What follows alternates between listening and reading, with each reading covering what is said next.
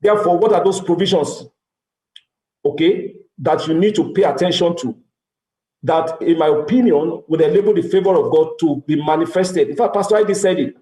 He said, even if a man does something for you, favors you, it's because God has favored you. If you sit in your room and you're waiting for the man to come and see you, how does the favor of God manifest? So I came to the conclusion when I looked at my 30-something years with multinational companies. I looked at my last 5-6 years with running my own business and sitting on boards of companies.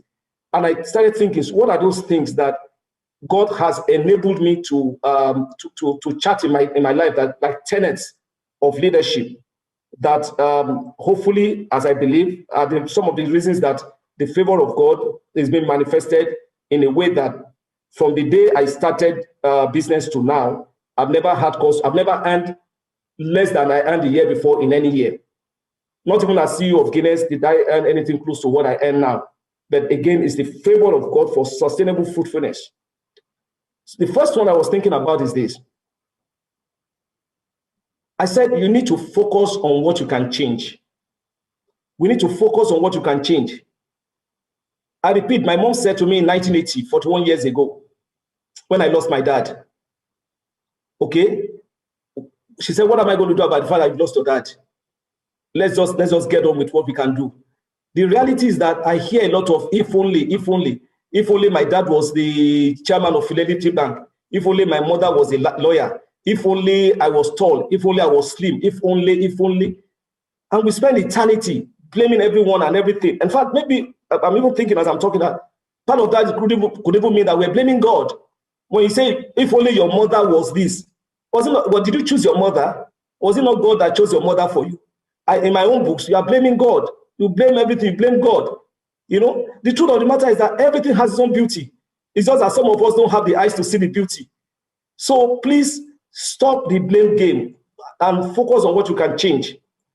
For each of these, there are 8 of these I'm going to share with you, and I'm going to tell a story, personal experience, in the hope that will bring it home. I call this the Coke weather story. The Coke weather story, I was marketing manager, I think at that time, or sales manager, I can't remember, for Coke in Nigeria here. And I went to Kenya to go and present the sales performance for the Nigeria business. Kenya was the head for Sub-Saharan Africa at that time. I'm talking probably 90s, 97, 98 maybe, something like that. So when I got there, they asked me, our boss there, Stuart Eastwood, and I'm calling him so that you can know how authentic this is, asked me, Shani, so why have you not sold well in Nigeria? Why is your sales performance poor? And I said to him, sir, if you know how it is raining in Nigeria, it's raining cats and dogs, rain. The man listened to me. I didn't know that he had done a lot of research about my performance, and that was nothing to do with rain. So he said, fine, it was raining. Is that because it's June? I said, yes, sir. He said, great. He said, did it rain last year, June? I said, yes, sir.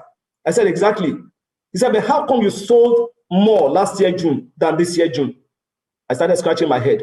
He said, not only that, the Pepsi people that are in your country, is the rain, differentiating between Pepsi and Coke? I said, no, sir.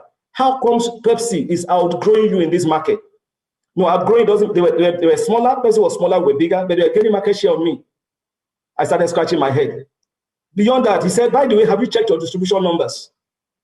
I said, no, sir. He said, I'm going to show you. And he started pointing to distribution numbers where I was so short on distribution. There was not serving Coke in some of the outlets.